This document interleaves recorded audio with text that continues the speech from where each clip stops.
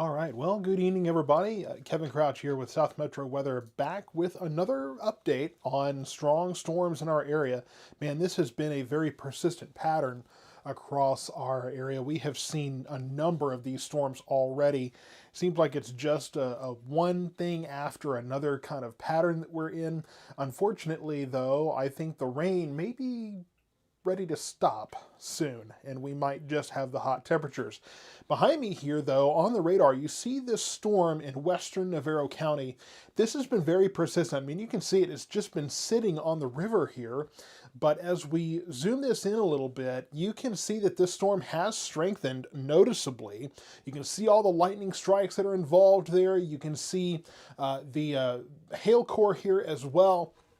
And I know in Navarro County, this has been a very rough patch for all of you that have been watching these storms come through.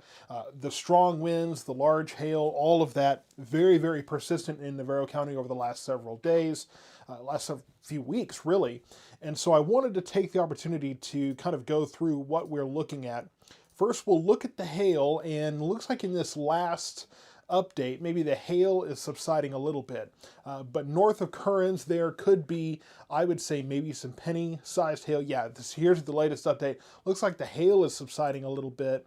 And then the velocity view, fortunately, the winds have not been terrible. Looks like over towards Trinidad, there might be some winds coming off of there. I had a message earlier from someone in Eureka that said that they were getting some pretty strong winds. I don't know if strong winds is accurate, gusty winds out of this storm. Some of that outflow that was traveling out of the storm there. And if you notice things look a little different, yes, I've kind of adjusted the radar a little bit, brought in a new color palette, made some adjustments, kind of get some of the noise off of there.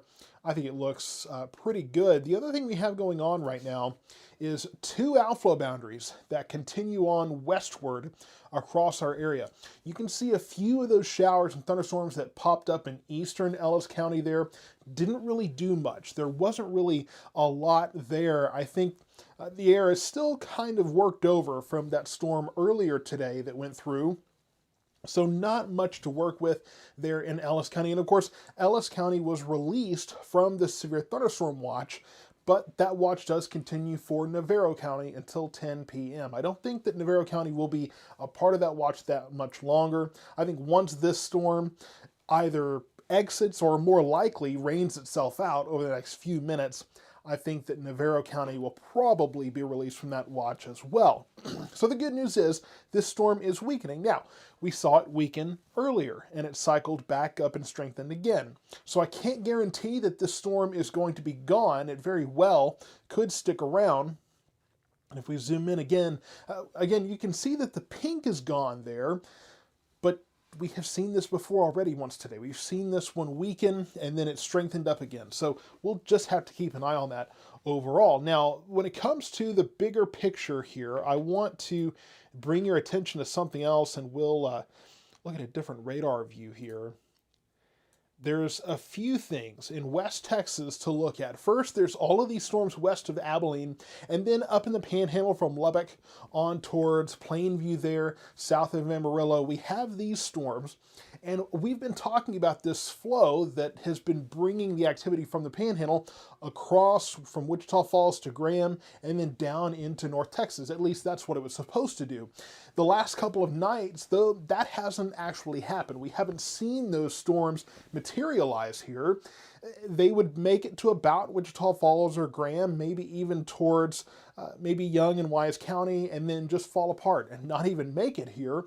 We have another chance of that tonight. That flow is still theoretically pulling this activity towards us. The thing is, though, it just does not look like it's very likely that we will see that activity later tonight. We still very well could. These storms off to, put this into motion, these storms off to the west are slowly but surely making their way eastward, and so if this holds together, it's possible that we could see that make its way. If anything, if it catches that northwesterly flow, it may actually move down towards the Killeen-Waco area once it gets closer, and then these storms, we'll have to watch just to make sure they don't somehow come together and make a larger complex and then move into North Texas. Again, I don't think it's likely. I doubt it's going to happen, but I can't rule it out. So the possibility is still there. But as for what's going on in our area, let's get back to our local radar here. This little storm here, it really does, as it moves through currents to Trinidad there, as it continues to push on very slowly but surely to the southeast. It's actually moving a little faster than it was earlier. It was just straddled right along the Trinity River there, just not doing anything.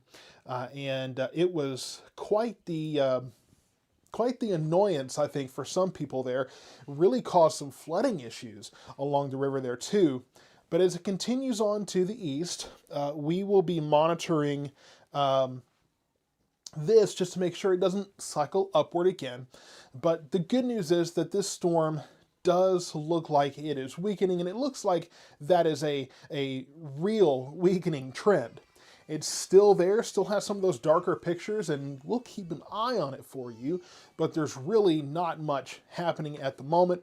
And we will also, if we go broader across the area, we will also keep an eye on these outflow boundaries too, as those continue to move on to the west. Again, as they move into Johnson, Hill counties, it doesn't look like they're producing much, but outflow boundaries do weird things all the time. You never quite know what they're going to do. So as that continues to push eastward, we will keep an eye on that as well. So I want to just bring a quick update here. And I know you've probably been wondering, why hasn't he been live before?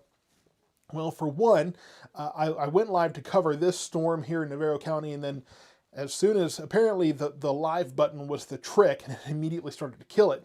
But I wanted to talk about the storms possible later tonight, these outflow boundaries that are pushing through. I know there's a lot of questions that were going on, so just wanted to take the moment to address those with you as well. Of course, we always have the live radar stream here on YouTube as well. It's exclusive to YouTube. It's not on the Facebook channel, so if you go to the Facebook page, you'll have to actually go find us on YouTube as South Metro Weather to follow that. You can also go to the Patreon page, which was reactivated today. Haven't run that since the Ellis County weather days, but the Patreon is back. That's patreon.com/South Metro Weather if you want to subscribe and get additional exclusive content from there. So thank you again. I look forward to all of the support there, and I look forward to bringing forecast updates over the next couple of days. I may actually have to make videos. I don't usually do the forecast videos on the weekend, but there may be some this weekend just to talk about the extreme heat that we have coming on. After today, we're in the triple digits for the foreseeable future. So be prepared for that. Stay safe out there, and we will continue to monitor these storms and these outflow boundaries as we go through the evening across our area. Have a good night.